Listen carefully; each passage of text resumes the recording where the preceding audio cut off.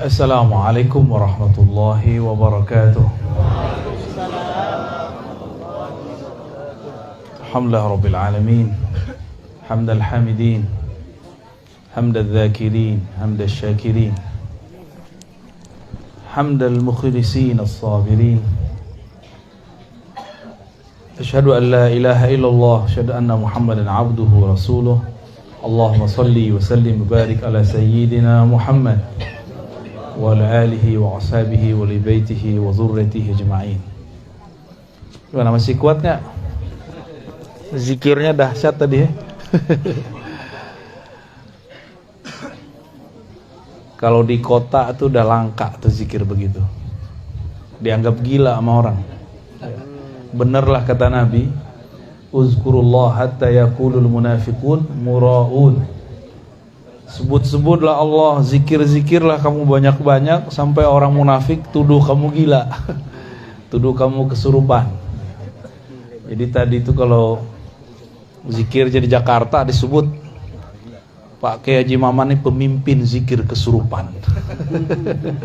Dituduh ntar ya.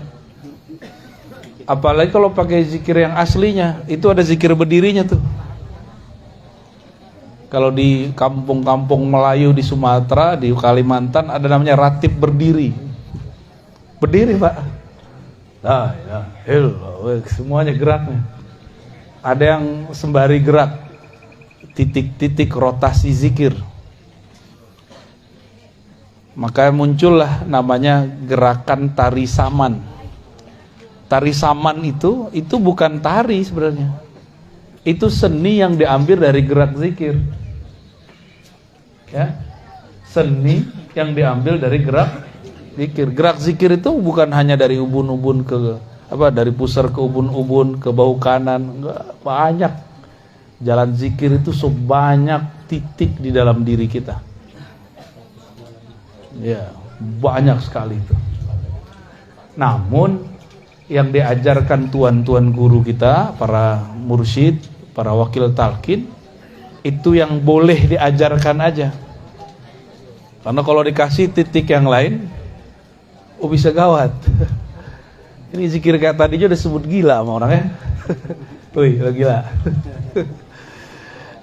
Mana sanggup jin masuk ke orang zikir barusan. Kalau setan bisa, jin gak sanggup. Kalau jin masuk kebakar deh. Aneh saksinya ya, tapi kalau setan bisa masuk. Tapi setan yang dulu mereka ikut berzikir dengan iblis. Iblis itu ahli zikir, Pak. Makanya tadi saya minta Ustadz Kamil Fala sholawat dulu ya. Sholawat dulu. Karena perbedaan antara zikir wali Allah dengan wali setan satu aja. Ada sholawatnya apa enggak? Ya. Ada sholawatnya apa? Enggak. Kenapa mesti ada sholawat? Karena orang bisa zikir cuma karena yang disebut namanya dalam sholawat itu. Siapa nama yang disebutkan dalam sholawat? Allahumma sholli ala Sayyidina. Karena ada yang bernama Muhammad, nah itu dia. Maka kita kenal dengan Sang Ahad. Kalau tidak ada dia, mana bisa tadi berzikir la ilaha illallah. Jadi yang ngajarin kita la ilaha illallah siapa? Ini bisa dibenerin gak nih? Baterainya putus-putus. Berzikir juga gitu, Pak. Kalau baterainya putus-putus nggak seru.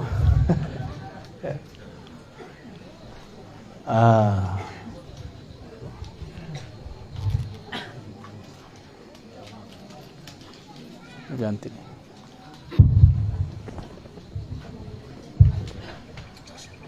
Baik.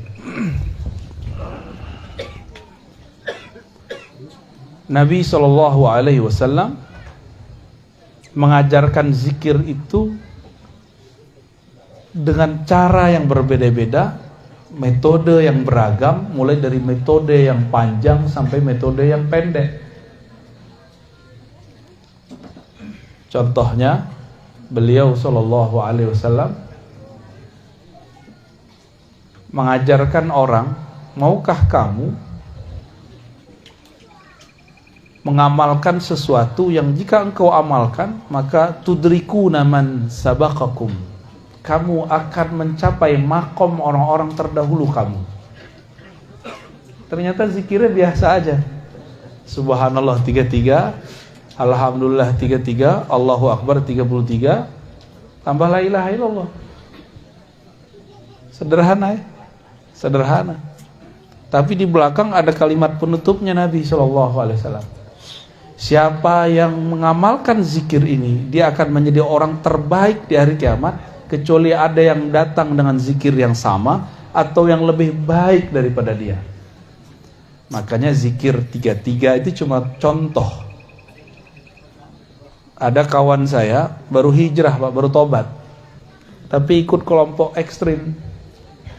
Saya kerjain dia, saya tanya, di hadis zikir itu 33, kalau aneh zikir 32 gimana? Oh bid'ah itu. Kalau aneh zikir 34, 35, ada contoh di masa Rasul. Dia terjebak dengan angka. Terjebak dengan angka. Angka itu banyak. Yang disebut banyak itu kan as-salasah fa aksar, 3 lebih. Ya. Benar enggak? Kalau 33, 34, 35 itu kan masuk lebih. Jadi ulama-ulama yang saklek itu mereka lupa dengan esensi zikir. Ya ayyuhallazina amanu dzkurullaha dzikran katsira. Wahai orang beriman, zikirlah sebanyak-banyaknya. Namun karena kita ini otak suka ngitung, mesti dikasih batas. Maka oleh Pak Haji Maman dikasihlah zikir 5.000, ya enggak? 11.000, 70.000, tahlil, khatam tahlil 70.000, zikir ataqah. Masih itu pakai? Masih ada nih kawan-kawan ngamalin tuh. Ya alhamdulillah. Nah, itu yang punya ilmu-ilmu jelek dulu rontok tuh pakai itu tuh. Rontokin aja, jadi nggak usah dimandi-mandiin, zikirin aja tuh. 70.000 la ilaha illallah. Nggak usah belajar aneh-aneh Pak, zikir aja 70.000 kali 7. Nggak perlu mau ilmu debus antum, nggak perlu deh. Ilmu sihir nggak perlu deh, ilmu pelet nggak perlu. Cuma kan yakin kurang. Kalau kiai-kiai tarekat itu mereka nggak sibuk dengan ilmu kanuragan, ilmu kesaktian. Mereka sibuk dengan yang maha sakti. Makanya orang-orang tarekat nggak mempertunjukkan kesaktian. Nggak ada namanya pertunjukan debus dalam tarekat. Kecuali tarekat debus, tapi tarekat azkar nggak ada. Turunan dari tarekat zikir, jadi seni, ada seni tari, ada seni debus, itu bisa. Tapi ujung dari debus, apa ujung dari debus?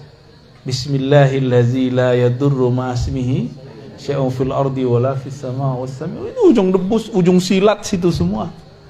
Dengan nama Allah yang siapa saja bersama namanya, cukup bersama nama, cukup. Maka tiada yang merusak, tiada yang menyakiti engkau baik di langit ataupun di bumi. Itu kalau kita ma'asmihi, belum di dalam nama, baru bersama nama. Kalau kita sudah di dalam nama gimana? Apalagi nama di dalam kita. Jadi zikir-zikir kita ini latihan memaiyahkan asma. Apa arti memaiyahkan? Membersamai nama. Karena nama dan yang punya nama tidak pernah terpisah. Nama dan yang punya nama tidak punya terpisah. Siapa yang punya nama? Allah. Dan yang punya nama itu dekatnya dengan kita, lebih dekat dari urat nadi, lebih dekat dari jantung kita sendiri, lebih dekat dari diri kita merasa dekat. Cuma kita kan gak merasa dekat. Maka zikir-zikir hentak-hentakan itu sebenarnya untuk membuka blok. Kalau bahasa orang di kota, kalau kita di pesantren nyebutnya hijab. Ya. Hijab apa? Hijab kegelapan, hijab cahaya. Ternyata hijab terbagi dua. Ya, hati-hati nih. Hijab artinya penghalang kita kepada Allah. Kenapa nih beberapa orang bingung, nih zikir apa sih? Kok bentak-bentak Allah sih? Nah, itu dia kehijab makalnya. Allah kan gak budek, ngapain zikir keras-keras? Yang budak bukan Allah, ente yang budak. Orang udah zikir dari tadi, ente masih mikir aja. Ya. Budak tuh akal itu. Orang udah asik nyebut nama Allah itu dia masih mikir. Telinganya pada segede itu, di sampingnya orang udah zikrullah, masih aja nanya. Ya. Itu hijab, Pak, hijab akal itu. Apalagi yang sok-sok modern, hari gini. Iya, hari gini. Ya salam. Tapi kan ada menu khafi, ya, kan ada menu jahri, jahar, ada menu khafi. Yang nggak seneng zikir keras, ya zikir lembut aja. Wah, asik juga itu. Orang nge-rap di luar, kita ngepop di dalam, ya. Boleh, nggak apa salah. Ya, antum nggak sedang zikir keras, zikir lembut di dalam. Orang yang sedang asik dengan kerasnya, jangan dilarang. Itu. Nikmat hidup kalau begitu. Kalau zikir tadi pejam mata nggak? Atau pada menontonin orang? Ya. Ya. Kalau mau menikmati zikrullah, mulai dari pejam mata. Karena mata ini hijab, ini penghalang. Penghalang yang membuat kita tidak bisa merasakan getaran nama. Ya. Maka perlu dipejam. Supaya ketika awal-awal betul perlu diambil dari pusar, ditarik ke ubun-ubun, ke bawah kanan, hujam ke kolbu. Itu awal-awal. Kalau udah kenceng zikirnya di kolbu aja, nggak usah keluar-keluar. Ntar kepalanya kemana-mana. Capek tukang pijitan mijitnya. Ya. Jadi kalau sudah kenceng, coba di kolbu. Allah. Ya. Jadi nggak usah kemana-mana. Kepalanya nggak usah kemana. Di situ aja. Allah. Ya. Itu kan cuma metode jalan zikir. Kalau sudah sampai di tujuannya, jangan balik lagi. Itu namanya debat kusir. Ya, bolak-balik. Kalau belum tembus, ulang lagi dari pusar, naik begitu, ya. Tapi kalau sudah di situ, udah langsung main di kolbunya. Dan itu lebih enak. Kan tujuannya cuma iza zukirallah wajilat qulub. Kalau disebut nama Allah, kolbu bergetar. Kalau getarannya sudah main, maka dia akan bergerak di dalam. Gak perlu ditarik-tarik ke otak lagi, ya. Jadi besok-besok kalau zikir lagi, jadi kepala antum tuh rehat, ya. Cuma begini aja dia, itu udah nikmatnya bukan main. Itu jantung tuh Farhan dia. Tahu Farhan gak? Apa arti Farhan? Hah? Farhan bukan nama teman itu. Apalagi nama yang punya toko sebelah. Oh, nama sopir Grab ya? Bukan, Farhan artinya bahagia. Karena kutul qulub zikrullah. Makanannya kolbu adalah menyebut nama Allah. Kalau makanannya kiai kan bukan hanya nasi, asap juga. Ya, ahlul hisab kan. Dukhon. Di Quran tuh ada surat Dukhon, ya. Waktu awal pandemi itu ada ustadz cocok logi nakut-nakutin umat pakai hadis palsu bahwa 15 Ramadan terjadi dukhon, ya. Kiai-kiai ketawa, aneh dukhon tiap hari. Ya. Dukhon namanya itu rokok, ya. Rokok asap. Jadi berzikir itu jangan sibuk di jalan. Nah, teknik dari ambil dari ubun-ubun segala macam itu jalan. Kalau kita sudah masuk ke dalam rumah, jangan keluar-keluar lagi. Ya. Nah, ini kepada para pencinta zikrullah nih, ya. Kalau zikirnya tadi udah cepat kan? Kolbu itu lebih cepat dari lisan, lebih cepat dari kepala. Kalau awal-awal boleh lah begini, la ilaha. Kalau kepala kalau udah cepat gimana? Kayak gimana tuh? Kira tripping sama orang, ya. Jadi lucu, ya. Cukup kepalanya ke bawah. Begitulah Rasulullah SAW. Karena Rasulullah itu puncaknya zikrullah. Beliau nggak perlu gerak. Jadi kalau orang nanya, Rasul nggak pernah zikir begitu? Iya Rasul, bukan ente. Ente kan bukan Rasul. Dari mana kita tahu faham ini? Ketika ada orang ngadu kepada Rasulullah, wah Rasulullah itu ada orang zikir kok riak bener. Kok dia teriak-teriak? Apa kata Nabi? Uzkurullah. Berzikirlah kamu kepada Allah hatta yaqulul munafiqun muraun, sampai orang munafik tuduh kamu riya, sampai orang-orang nuduh kamu majnun. Itu kan hadis ada semua, dan hadisnya saling menguatkan, hasan li ghairihi. Yang mendhaifkan berarti ketahuan dia nih ya. Dia pengen mendhaifkan zikir kita, Pak. Di masa Rasulullah lebih dari kepala gerak, Pak. Ayat turun mereka pingsan. Di masa para tabi'in, Sayyidina Al-Hasan Al-Basri, sanad zikir kita kan salah satunya lewat Sayyidina Al-Hasan. Hasan Al-Basri berguru kepada Sayyidina Ali. Itu Al-Hasan Al-Basri dibacain ayat, dia masuk ke dalam satu masjid, orang lagi baca ayat surat Al-Hadid, alam ya'ni lilladzina amanu an takhsha'a qulubuhum li dzikrillah. Kapan orang-orang beriman hatinya tunduk jika menyebut nama Allah, hatinya tunduk untuk berzikir, hatinya betah untuk berzikir? Kapan? Nah, itu ayat turun tuh yang tadi itu nonton tuh. Atau tadi kalau nonton boleh tapi menikmati. Tapi yang mempertanyakan, wah bid'ah nih ya. Itu kasihan tuh yang begitu. Nggak dapet ya, asrornya dia nggak dapet. Menu-menu itu banyak, nggak cocok ya nggak usah dinikmati, kita pakai versi kita sendiri, ya. Misalnya, torikot saya Syazili, di Syazili nggak ada begini. Torikot itu cuma jalan. Tujuan torikot berzikir. Sekarang ente sudah zikir, tinggalkan nama torikot kalau sudah nyebut nama Allah. Jadi kadang-kadang torikot itu jadi hijab, muter, padahal dia sudah deket. Udah mau masuk dia jalan lagi, udah mau masuk dia jalan lagi. Oh, itu bukan torikot saya. Jangan begitu kalau sama Allah, ya. Apa arti torikoh? Jalan. Kalau alamatnya udah dapet, masih penting nggak jalan? Udah nggak penting jalan, Pak. Yang penting nyampe, ya. Yang penting, untuk apa punya banyak mobil bagus tapi nggak satu pun bisa disetir, ya, bensinnya nggak ada. Untuk apa punya banyak motor tapi nggak satu pun ente bisa bawa?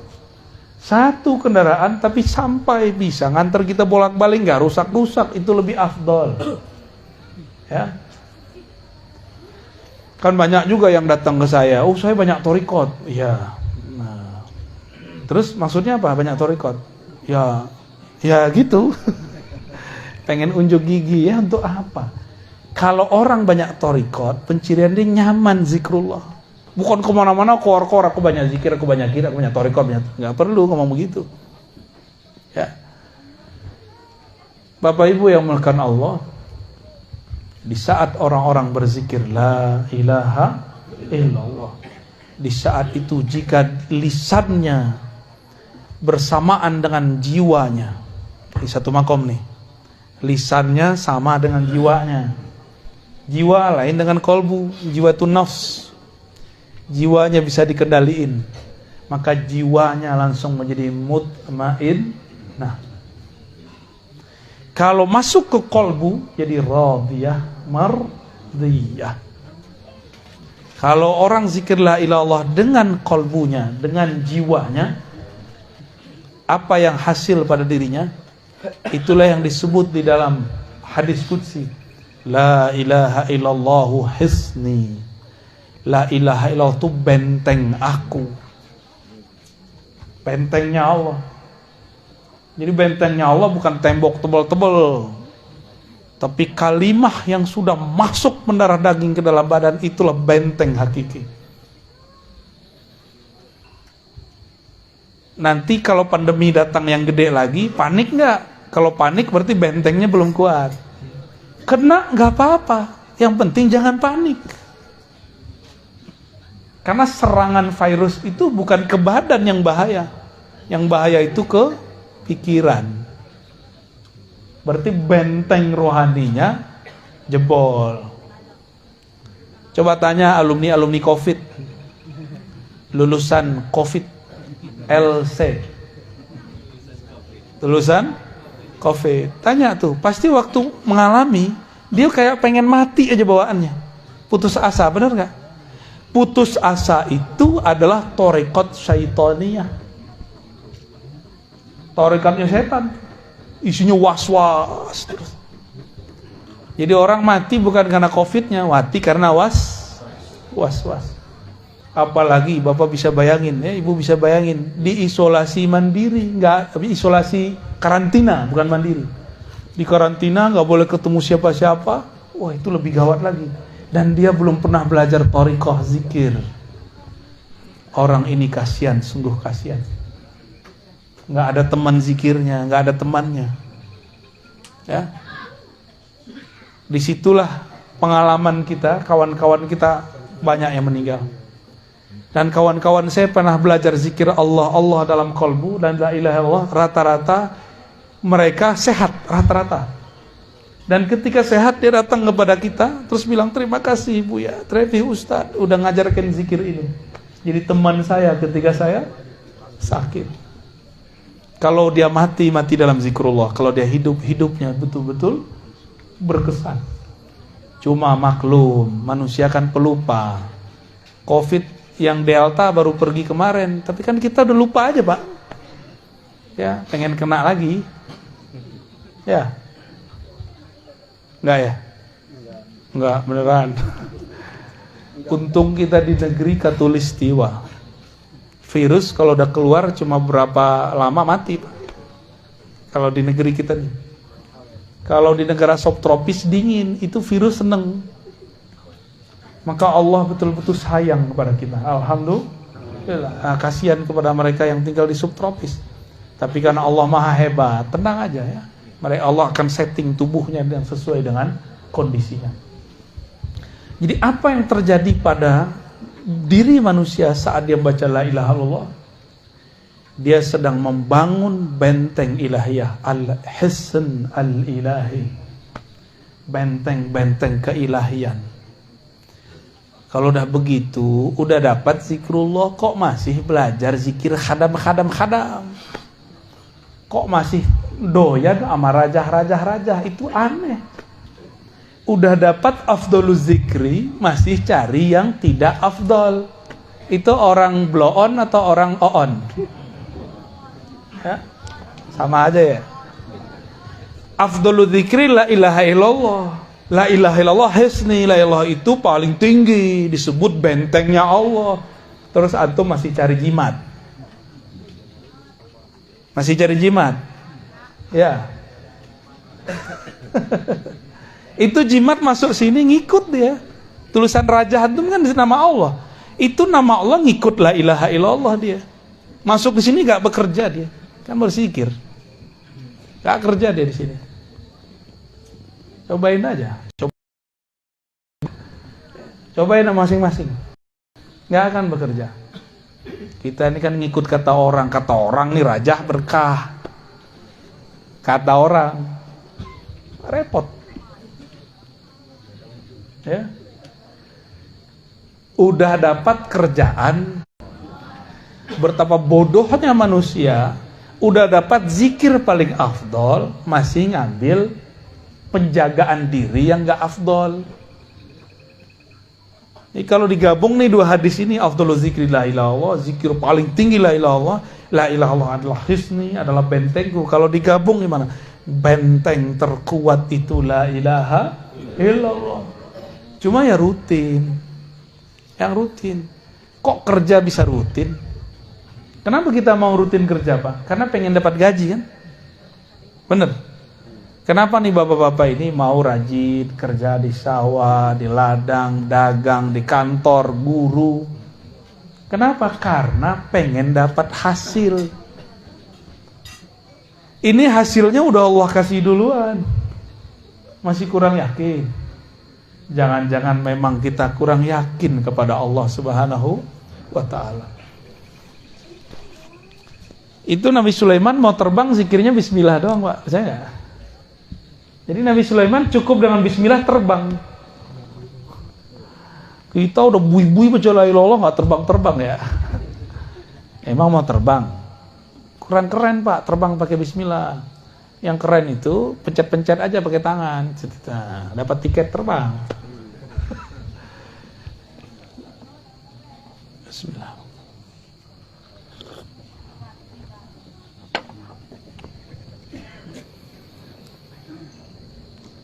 Jadi zikrullah ini ada 3 yang mau saya sebutkan. Zikrullah qutul qulub. Itu udah tadi ya. Zikir Allah, mengingat Allah itu makanan kalbu. Bapak Ibu nggak makan seharian, lemes nggak? Itulah nasib orang nggak zikir seharian. Udah dikasih talqin sama Pak Kiai Haji Maman, nggak dipakai. Mau antum kiai 1000 kali kiai nggak ngaruh. Oh saya bisa baca kitab, nggak masalah. Nabi nggak perlu baca kitab begituan. Kitab kuning kan baru kemarin sore ada. Nabi memang baca kitab kuning? Enggak, Nabi nggak perlu kitab kuning, di dalam dirinya semua kitab ada. Maka An-Nabil Ummi bukan Nabi tidak bisa baca tulis. An-Nabil Ummi, Nabi induk semua kitab. Ummul kitab, itu artinya. Allahumma sholli ala sayyidina Muhammad. An-Nabiyil Ummi, Nabi yang Al-Ummi. Al-Ummi itu bukan ya nisbah. Bukan Nabi yang nggak bisa baca tulis. Nabi yang di dalam dirinya ada induk semua ilmu pengetahuan. Itu An-Nabiyil Ummi. Salah satu pengetahuan kitab di dalam qalbu Nabi adalah risalah la ilaha. Ketika beliau mengatakan afdalu dzikri la ilallah, itu adalah ikhtisar dari isi kitab di qalbunya. Itu baru satu kitab, Pak, zikir risalah la ilaha. Jadi di qalbu Nabi itu ada semua risalah, rahasia-rahasia. Tapi umur beliau pendek. Yang penting Mekah sudah ditaklukkan, syariah sudah mapan.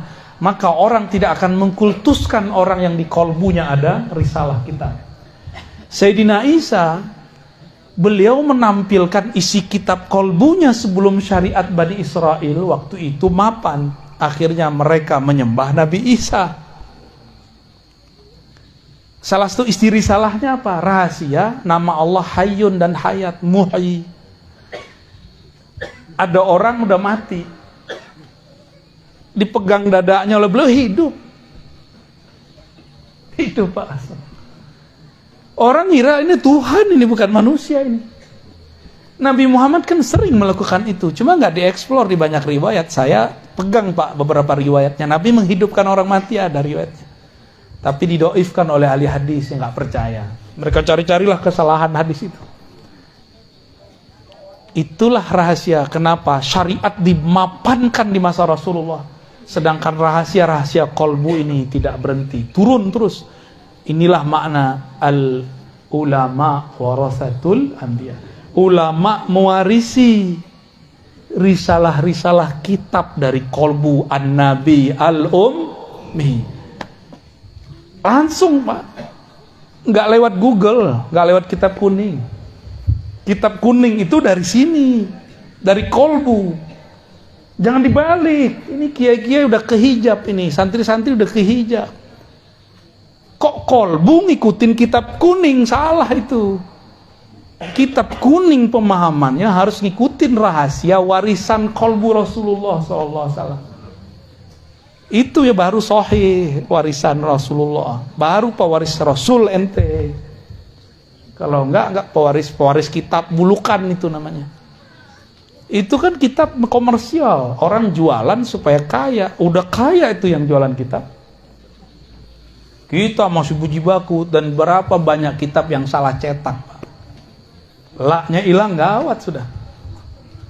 Udah berapa banyak kitab salah Cetak. Kalau nggak punya kolbu, beres kita. Sesat menyesatkan udah. Saya udah banyak apa ketemu. Tiap hari kan kita kerjaannya bolak-balik kita. Kita bingung, ini kitab ini kok masih dipertahankan di pesantren. Ya. Banyak. Kita ini kan fanatis ke kitab kuning. Kitabun Mubin nggak fanatis. Ya. Kitabun Mubin. Itulah umul kitab. Rahasianya ada di Al-Fatihah. Al-Fatihah terkumpul di dalam basmalah. Basmalah terkumpul dalam ba terkumpul dalam satu titik. Nah, kalau sudah di titik nggak usah keluar lagi, zikirnya di situ aja, ya. Makanya kolbu itu belakangnya ba supaya langsung masuk ke sana. Di depannya kof. Wah, itu rahasia huruf tuh banyak ya. Saya nggak usah bahas rahasia huruf lama-lama ini. Jadi la ilaha illallah itu makanan kolbu paling mahal. Cara menikmatinya macam-macam. Ada yang pedas, ada yang manis. Yang pedas thariqat qadiriyah, yang manis thariqat naqsyabandiyah, gitu. Kan ada yang nggak senang pedas-pedas, senangnya manis-manis. Kalau orang Banten nih senangnya pedas manis. Dapat zikirnya yang keras, dapat zikirnya yang manis. Alhamdulillah. Ada yang senangnya nge-rap musiknya, ada yang senangnya melankolis, ya, melo-melo musiknya yang syahdu-syahdu. Itu pilihan kita aja. Itu kan musik di dalam diri. Jadi zikir keras lembut itu adalah hentakan di kolbu. Nggak ngaruh orang di luar sana. Mau di luar sana orang bentak-bentak, kalau di kolbunya lembut tetap kolbu lembut dia. Ya. Ini contoh nih yang lagi sibuk megang handphone. Orang udah zikir keras-keras di sampingnya. Dia masih sibuk ya. Pasang status. Lagi ikut majelis zikir nih. Lah kok bisa orang ikut majelis zikir pasang status? Ya, canggih Pak zaman sekarang ya. Lumayan lah dapat berkah. Iza marartu biridil jannah tahu kalau kamu lewat di majelis-majelis di taman-taman surga, maka petiklah, icip-iciplah, coba-cobalah. Lumayan. Ini kan saya pernah cerita di sini di mana nih? Guru dari guru saya namanya Syekh Husain Usairan Al-Lubnani. Mantan orang Syiah, ngejekin ahlu sunnah thariqat Naqsyabandiyah yang ada di Masjid Jami' di Lebanon. Itu zikir Pak, ba'da salat. Afdalu dzikri la ilaha illallah. Itu di sana zikirnya sama dengan di sini. Ya. Sekarang kan udah ada YouTube kan? Kita kan udah jadi wali YouTube. Orang wali kutub, kita wali YouTube. Tinggal cek aja zikir tarekat Libanon, Beirut, Turki sama kayak di sini. Beda hidung aja, mancung sama nggak mancung. Ya. Beda brewok sama nggak brewok, itu aja bedanya. Selebihnya sama, metodenya sama. Bahkan tarekat Saziliyah di sana zikirnya kayak di sini. La ilaha illallah. Itu Saziliyah, ternyata Sazili Al-Qadiri. Kalau di sini kan An-Naqsyabandi ada Qadiriyahnya, Qadiriyah ada Naqsyabandiyahnya. Yang penting dapat Qadiriyah udah, pasti zikirnya kenceng. Ini orang Syiah mau main-main, ikut goyang-goyang pala. Masuklah dia langkahilah itu bahu-bahu orang yang sedang getaran zikirnya lagi dahsyat. Duduk di tengah. Padahal itu porosnya zikrullah. Dia duduk di situ. Lihat kiri kanan, coba kepalanya miring. Dicoba Pak, pejam matanya, kepalanya pertama ke kanan, la ilaha, pas illallah hanyut, terbawa arus karena dia di dalamnya kosong, hanyut, hilang benar. Tiba-tiba dia bangun dia lihat kok nggak ada orang zikir. Ternyata dia masuk ke alam barzakh, dia mati suri sesaat. Datang malaikat munkar nakir, man rabbuka? Oh, nggak bisa jawab. Lepotan. Digampar-gampar, disiksa. Udah lama, udah rasanya ribuan tahun. Terjadi kiamat, dibangkitkan, lebih kaget lagi. Sampai kemudian di mizan, ditimbang, dihisab. Salah satu hisab dia ngejek orang zikir. Pas masuk ke sirat jatuh, pas jatuh bangun dia.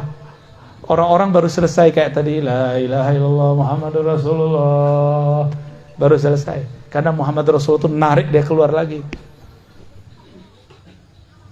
Kejadian Pak, ini guru ahli hadis di hari akhir hayatnya. Tadinya Syiah benci sahabat Nabi, jadi pencinta sahabat Nabi. Tadinya nggak hafal Alfiyah, pengen belajar hadis, kata gurunya, ente kalau mau belajar hadis harus kuat bahasa. Untuk kelas kamu harus kuat Alfiyahnya atau Ujurumiyah. Dia pilihlah Alfiyah. 6 bulan dihafal. Berangkat pagi dihafal 2 bait, pulang dihafal 2 bait, malam dia setoran. 6 bulan khatam. Ditalkinlah zikir Naqsyabandiyah, zikir Syaziliyah, zikir Qadiriyah. Menjadi mursyid agung di tanah Syam. Namanya Syekh Husain Husairan. Saya ketemu murid beliau. Orang-orang yang sudah punya benteng itu nggak kebawa Pak, itu hebatnya. Jadi kenapa antum ini sudah nggak larut? Karena sudah ada benteng di dalam kolbunya. Kalau nggak lewat pingsan-pingsan semua pasti. Saya kan ngalami hal yang sama waktu kecil. Ya, zikir samaniyah qadiriyah. Orang baru afdhalu dzikri la ilaha kita udah hilang. Sama kasusnya, mirip-mirip kayak tadi. Kami kalau di sana Pak, di kampung saya, sebelum Jumatan itu tahlil dulu. Afdhalu dzikri la ilaha illallah la ilaha. Itu setiap kali saya merem, saya diputar ke alam semesta itu. Waktu umur masih 9 dan 10 tahun. Sampai sekarang saya nggak bisa lupa. Saya datang ke guru saya, seguru saya di depan, jadi mursyid saya di depan. Saya nginap di surau beliau, zawiyah beliau, tempat suluk beliau setiap malam. Saya tanya, beliau diam aja. Datang ke mak saya bilang, kamu ntar akan jalan-jalan itu kerjaannya, katanya. Kita kan penakut, nggak berani kemana-mana, pisah dari mak nggak berani. Tapi ibu saya saja, dia bilang, kamu nanti akan jalan-jalan kemana-mana. Ternyata sudah terbaca dari zikrullah, itu kejadian.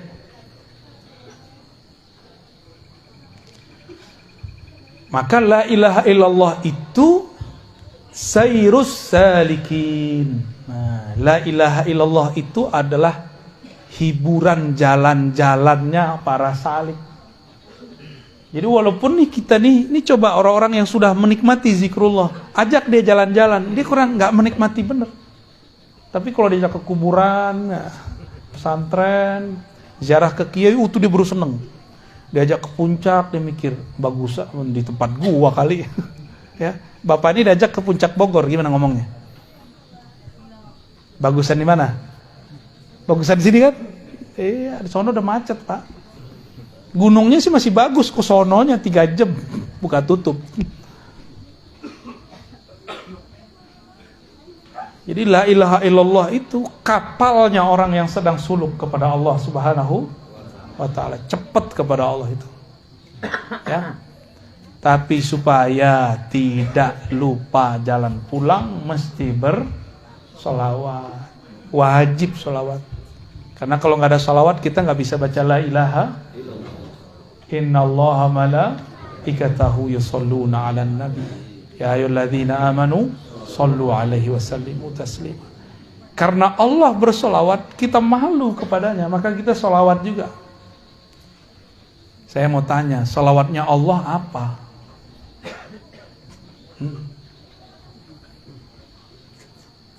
Kalau malaikat kan Allahumma sholli ala Muhammad, itu malaikat. Allah solawatnya gimana? Masa Allah doa ke Allah kan? Allahumma sholli ala Muhammad. Lah gua mah Allah. Aku Allah. Lah terus gimana dia ngomongnya? Nah itu rahasia Pak ya. Yang ngikutin kajian di YouTube terpaham ya. Malam ini nggak dibuka dulu ya. Ntar ada yang protes soalnya.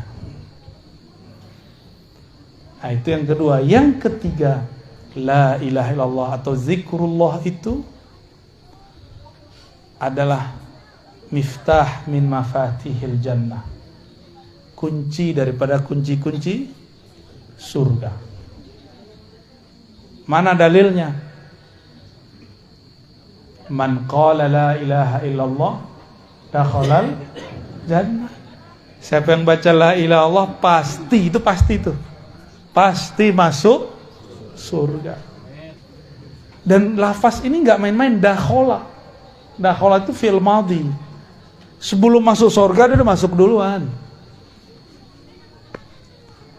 Kalau diterjemah, kalau versi harfiahnya gimana? Man qala la ilaha illallah, siapa yang telah berkata la ilaha illallah, maka dia telah masuk surga. Jadi kita ini kalau zikrullah sebenarnya udah di surga, tapi karena pikiran ini masih menghijab, badan ini masih menghijab, tidak terasa kalau sudah masuk ke sana. Gitu. Ya. Di surga kawin-kawin doang? Enggak. Orang bosen Pak kawin di surga. Udah bosen. Kenapa kemudian mereka nikah lagi, kawin lagi, jima lagi? Kenapa mereka begitu? Itu untuk menawar rindunya kepada yang punya nama.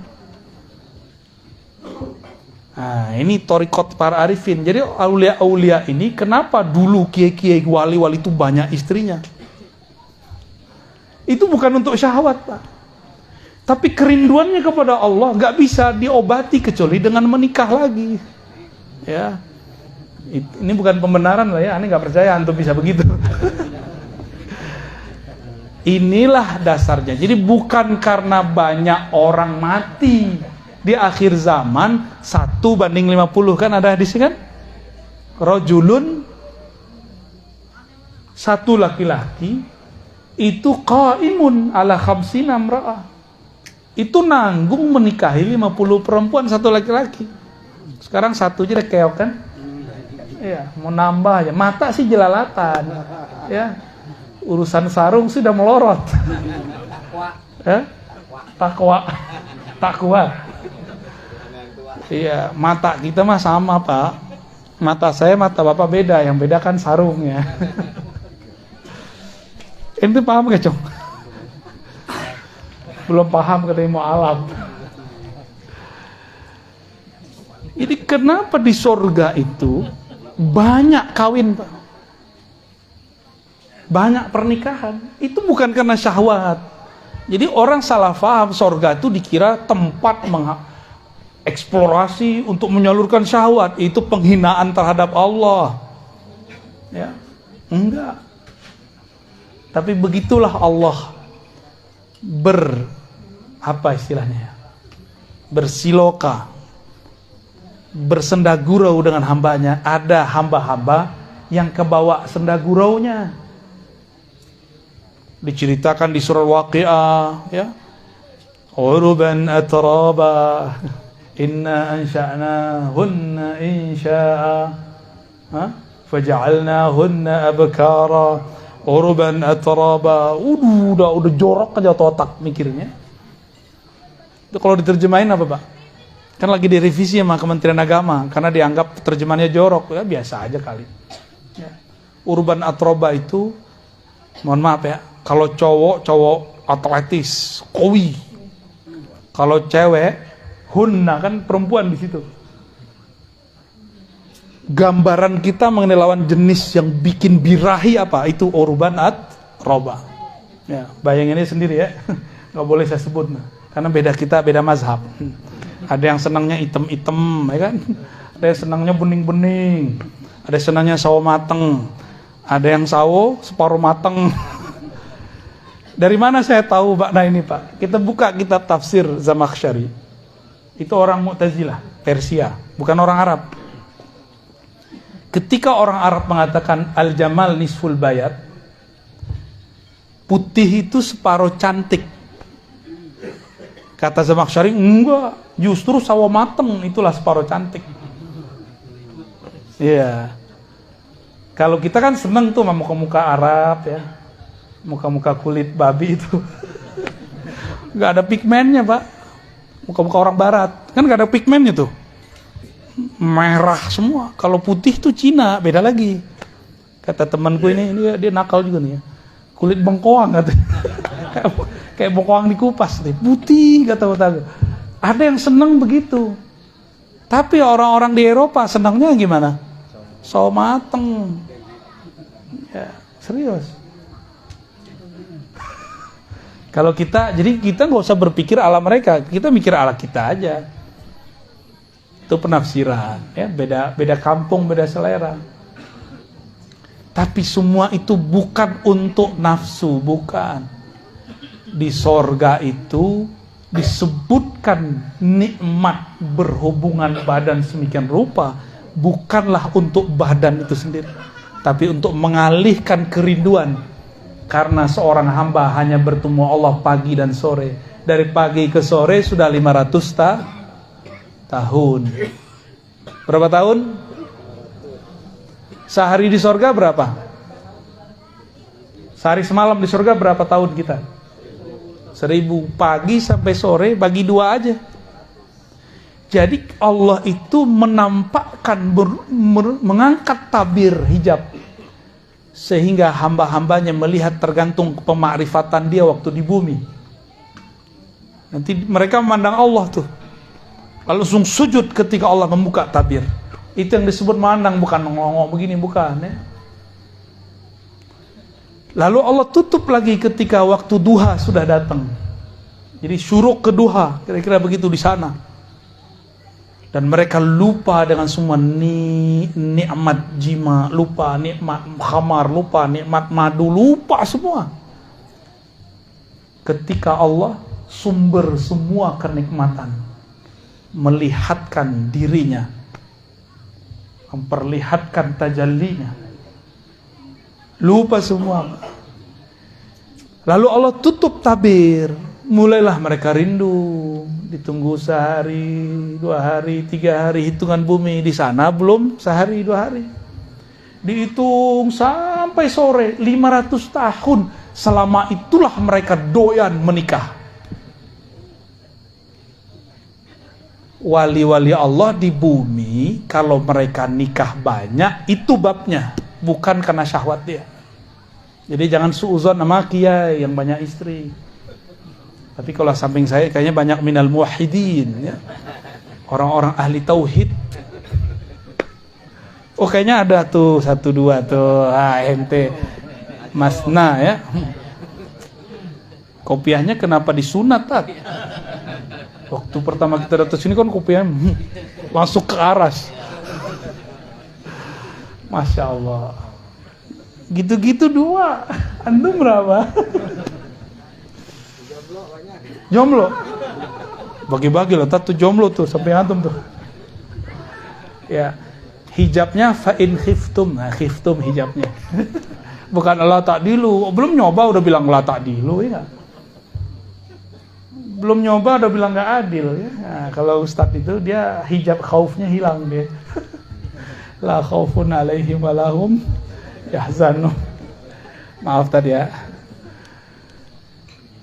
Ini rahasia kenapa para aulia itu dulu mereka ada yang menempuh jalan seperti itu.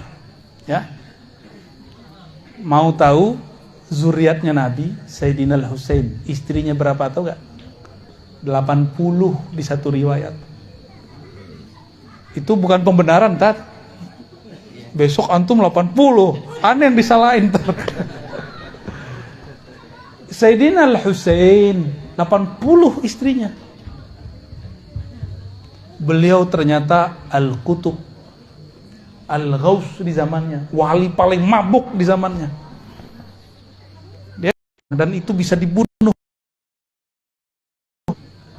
Jadi di zaman itu berkata Ibnu Abbas, seandainya aku buka 1 ayat saja rahasianya, kalian akan bunuh aku. Laqataltumuni. Tapi zaman ini makrifat setan sudah dibuka. Masa kita nggak buka makrifat ilahiyah? Kalau nggak kalah kita, Mbak. Jadi jangan kolot lagi. Berani buka-buka asrar di YouTube lah. Kan YouTube buka-buka sendiri, kan bukan saya yang buka. Daripada torikohnya torikoh syaitannya, mending kita buka juga yang torikoh ilahiyahnya, torikoh Nabi Muhammad sallallahu alaihi wasallam. Metodologi kewahyuan, kok wahyu bisa terjadi? Apa beda ummi versi ahli riwayat dan ummi versi ahli hakikat? Itu tadi tuh versi ahli hakikat tuh. Di kolbu Nabi ada semua kitab. Maka wali-wali Allah yang asli itu pura-pura bego aja Pak dan kita. Aslinya dia alim. Dia tinggal minta kepada Allah, nyambatnya di alam sana bukan di alam sini. Kan kita punya ilmu nyambat. Tapi yang nyambatnya ilmu monyet. Begini sih. Kalau mau nyambat ilmu jangan yang rendahan. Itu namanya ulaika kal an'am. Kalau mau nyambat ilmu langit.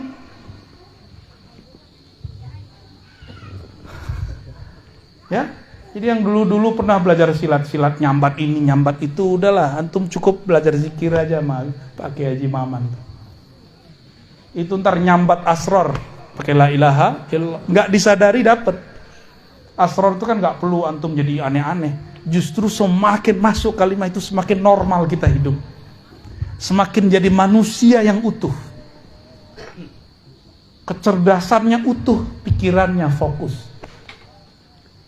Kalau dia kerjanya lebih fokus. Kalau dia berjuangnya lebih tulus. Kalau dia gurunya lebih ikhlas. Kalau dia suami istri, akan lebih penyayang kepada pasangannya. Ya, maka wajib belajar zikir khafi biar lembut, ya. Biar lembut. Kalau antum ini masih kasar sama pasangan, berarti kurang zikir lembutnya. Tutup dengan sholawat biar kelembutan Rasulullah muncul di dalam diri. Jangan dizikir doang. Nah, ini kenapa nih banyak yang mengeluhkan, suami saya, istri saya habis zikir kok kaku. Karena dia zikir tapi zikirnya tidak dipati dengan sholawat. Tahu pati? Tidak ditutup dengan sholawat. Sholawat itulah yang melembutkan segala-galanya. Kenapa iblis segaring itu ngomong? Kenapa iblis sekeras dan sekasar itu dan pendendam? Karena dia tidak bersolawat kepada Rasulullah Sallallahu Alaihi Wasallam. Gak pernah dia mau solawat. Yang dilihat Muhammad, yang dia lihat Muhammad bin Adam, keturunan Adam. Muhammad turun Adam ngapain solawat? Dia nggak ngelihat Muhammad itu Ahmad itu Ruhullah, dia nggak lihat. Karena memang iblis walaupun masuk surga dia cuma mukasyafah, tapi tidak sampai musyahadah. Mukasyafah artinya apa mukasyafah? Dia melihat alam malakut, tapi tidak sampai kepada musyahadah, memandang kepada penguasa alam malakut dan jabarut. Nabi Adam, karena dia solawat, Allah izinkan dia melihat di aras itu tulisannya apa. Iblis nggak lihat itu. Ya, itulah yang jadi mahar sekarang mengalir di tubuh kita semua. Itu sebabnya kalau benar nih umat Rasulullah pasti rindu sama Rasul. Solawat pasti bergetar ini. Bulu romanya berdiri awal-awal solawat. Ya. Kalau benar nih air matanya bisa berlinang kalau sebut nama Rasulullah dalam solawat. Pasti. Karena Rasulullah SAW menghikayatkan ketika Sayyidina Adam hendak ingin memeluk Sayyidatuna Hawa, ditegur oleh Allah lewat Sayyidina Jibril, dam, mahar. Pegang aja ya. Gak boleh. Kata Sayyidina Jibril. Ya, terus maharnya apa? Tanpa diajar oleh Jibril, Nabi Adam sudah ngerti duluan. Ternyata Jibril belum melihat yang dilihat oleh Nabi Adam. Wajar Nabi Adam jadi rektor, Pak, jadi kiai di surga.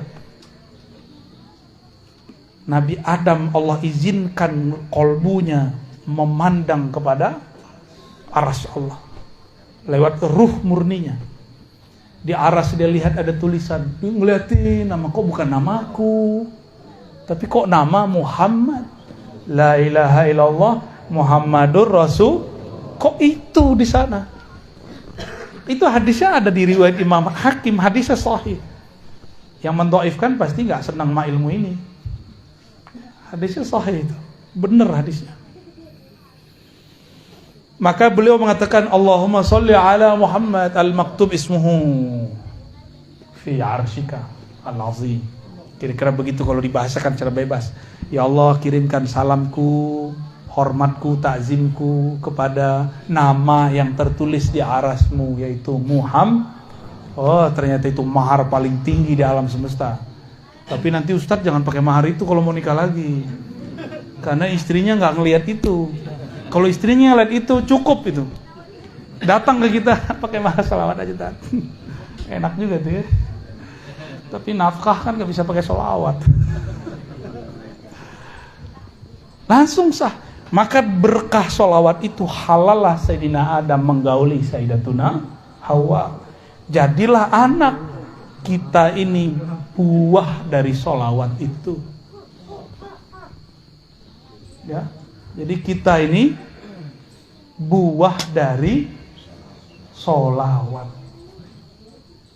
Jadi kalau kita zikir mana yang paling sering dibaca? Ya dua itulah.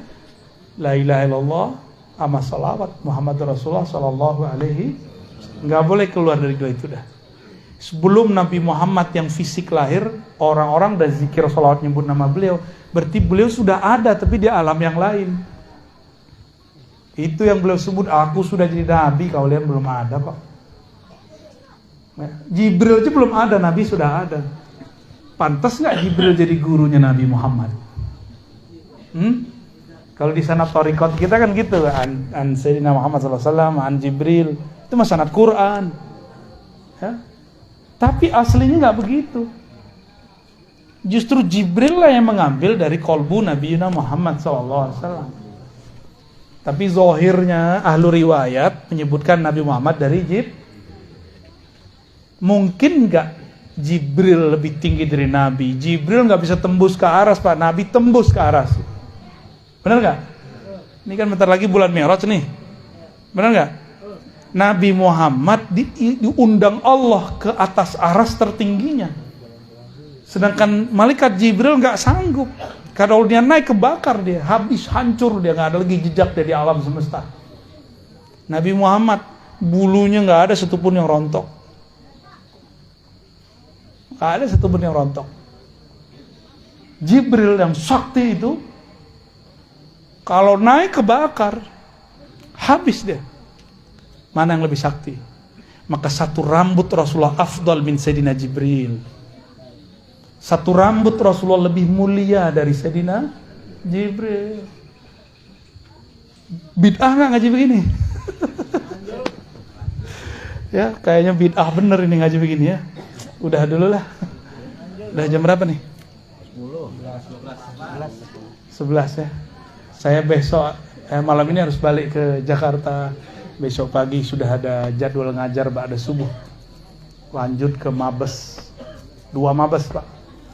Baru bisa enggak sampai malam lagi. Sampai malam lagi. Jadi mohon izin tanpa mengulangi salam takzim kepada semua para kiai ajengan, para hadirin hadirat. Mungkin tidak bisa salaman, saya mau langsung pamit ya habis ini. Mohon ridhonya kalau ada yang tersinggung ya. Mohon maafnya jika ada yang kurang berkenan ya. Kesimpulan kajian kita malam ini sederhana, afdalul dzikri la ilaha illallah, afdalus syukri wad du'ai alhamdulillah. Doa tertinggi, zikir aurat tertinggi adalah alhamdu. Alhamdu itu inti dari nama Nabi Muhammad. Nabi Muhammad itu dalamnya hamd. Maka orang sholawat itu sudah bersyukur. Semoga kita termasuk mereka ahli tauhid dan orang bersyukur kepada Allah Subhanahu wa ta'ala. Mohon izin Pak Kiai, mungkin cabut duluan, nggak sempat ziarah dulu ya. Kepada Sahibul Bait, semoga Haji Ahmad Nasai bin Zakaria Allah angkat derajatnya di alam sana. Dengan berkah la ilaha illallah yang dibaca tadi, meskipun tidak pantas diterima Allah, semoga berkat sholawat Allah terima juga. Semoga Sahibul Bait, keturunannya, muhibbinnya, pecintanya, kawan-kawannya, orang yang hadir juga diangkat ke derajat muwahhidin, muqarrabin. Amin ya rabbal alamin. Ilahi anta maqsudi wa ridhaka matlubi. Wa sallallahu ala sayyidina Muhammad. Assalamualaikum warahmatullahi wabarakatuh.